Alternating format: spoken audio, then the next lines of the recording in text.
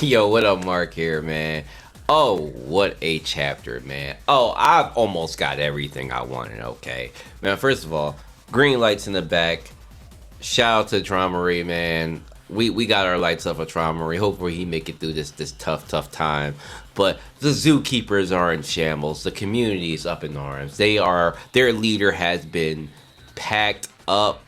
We don't know if he's down, but he's definitely halfway or at least 75% through a pack. So, ooh, it's rough out here. And may I also say, rest in peace to the bozo theory, okay? Baza theory is absolutely dead. Why is it dead? For those who don't know, the Baza theory is the theory that Baam is Zahar's son, okay? This theory is contingent upon the Prince of Zahar being Baam. Why would the Prince of Zahar be Baam? I don't know, because it was clearly Wayne Nam from the beginning to me, but now that we have confirmation that this is not V's son, because the whole argument stems from the person who was inside Baam's body is V's son, not necessarily V himself, meaning that the Baam that was murked by Zahar before Arlen escaped, that's who this is supposed to be, and when he returned, he's supposed to be the Prince of Zahar. But that theory is dead because the actual warrior V is inside Baam's body. So, rest in peace to the bozo theory. Let's get into this chapter. Too many good things. Hit that sub. Now, the chapter begins with Belier getting overzealous, okay? Belier got Enkidu packed up. Man, the speed at which V moved to pack Enkidu up was just incredible. Just incredible. Like, we were, talking about, if V would be as powerful as, like, possibly a family head or even at Baam's level. Like, what would he do with the strength that, he has in Baam's body? And man, just showing prowess that Baam has never had, okay? The technique that was used, Zero style shockwave, absolutely destroyed Enkidu, okay? It seems like the Shinsu within Enkidu's body, only way to describe it to me is if you shake up a carbonated soda and it explodes. That's exactly what happens. Enkidu got destroyed, okay? And then everybody's sitting there like, yo, what is happening? Who is this guy? Is that Baam? Everybody's freaking out, and V is just looking badass, bro. And as that's happening, the disconnection happens. So now in the distance, we can actually see Urek, Trom, and Gustang with Lustlike in the background. And V is already on it. V is like, I just woke up and I'm already seeing familiar faces. That's the confirmation that we needed that this is the V, right? Now, we get to this part of the chapter what I don't like, okay? I don't like this. Urek is a bit of a bozo. And I know I named this chapter review after him because he does have hands, okay? He is the master of hands, okay? Shout out to him for being that. But his entire reasoning for being here is as garbage as we possibly thought, because we've had this discussion on stream a few times and I can't believe it's actually true. Like, this makes Urek drop in my level of likeness for him. Like, he may be at like number 10 on my top 10 list now. Like, he might even fall out because this is just bozo behavior, okay? He tells Traumarie and Gustang, look, we can battle, like, we can fight, it's whatever. And Traumarie tells him to stay out of it, shoots a disconnection, and Urek destroys it.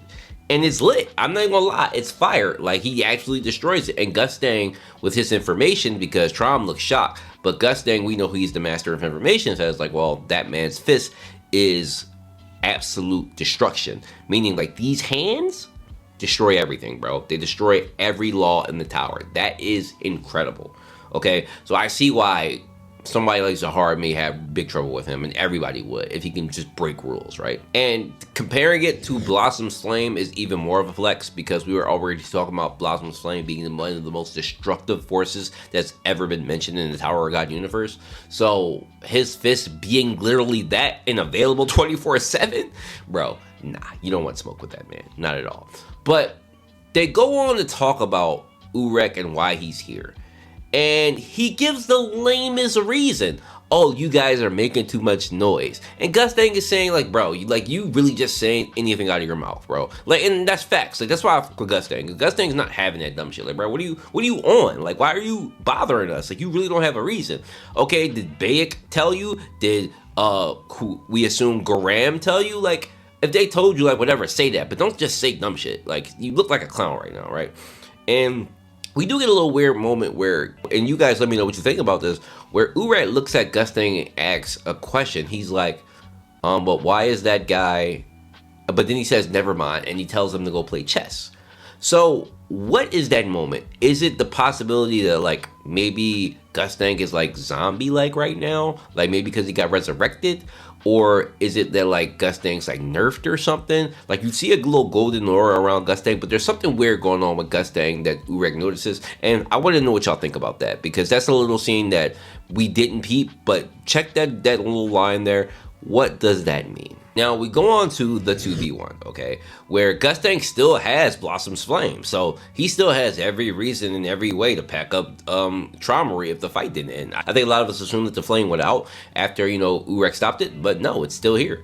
But even, you know, Gustang says that no matter how strong Urek is, he can't just simply destroy the most powerful disconnection without, you know, thinking about it, because something might happen. Like, he can't, I guess, completely destroy it. It's maybe if he like severs it in half, like 2 different directions, and it goes and hurts other people, right? I'm thinking it's something like that, but he can't completely destroy it, which is pretty cool. And it's a flex for Traumery. But in the moment, V sneaks up on Traumery, okay? Gustang doesn't notice it. Traumery doesn't notice it. Urek does. One that shows his level of difference, okay? There's a tier here where Urek and Zahard sit, and then there's Traumery and Gustang, okay? Urek's the only one who noticed him. He gets behind Traumery and pierces this man. Pierces this man. Got Traumery screaming like I never thought I would ever see. Like, absolutely caught that man off guard. Got him looking like he's packed up. Okay? I can't believe the amount of damage he just did to him. And everybody is shocked, and V's just smiling and laughing, and then the chapter ends. But bro, V is using Baams' body better than we've ever seen. And if this is what happens when V releases his power within Baam, plus Baam's strength, he's a monster. He truly is a monster, and he can still grow. And he can cancel spells. And he can learn techniques.